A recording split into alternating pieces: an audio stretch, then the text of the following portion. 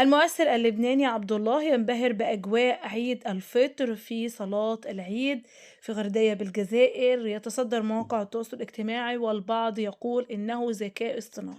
تعالوا مع بعض نشوف كده تفاصيل أكتر.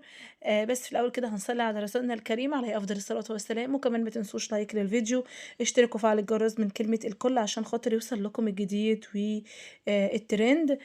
أجواء مميزة لعيد الفطر في مدينة غردية الجزائرية، حيث وثق عبر حسابات لحظات من الاحتفال التي تعكس عراقة التقاليد المحلية وروح التأخي بين السكان، وإشادة بجمال المدينة وخصوصية طقوس العيد فيها، خاصة اللباس التقليدي والأطباق الشعبية التي تميز المنطقة.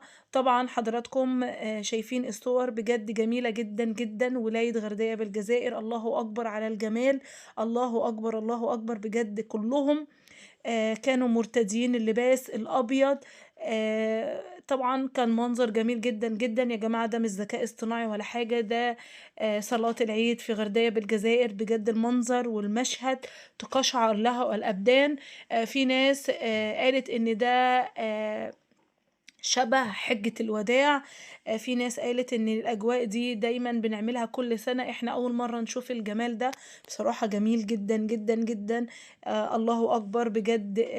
يعني كانت صلاة العيد لا تعرف غني ولا فقير باللباس، بجد توحُّد الموضة، وكمان كلّهم كانوا سواسية بهذا اللباس.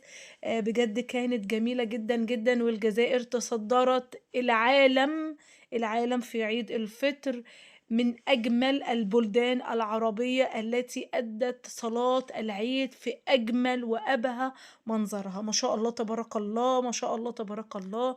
ربنا يا رب يحفظ أهل الجزائر وشعبها، اللهم آمين يا رب.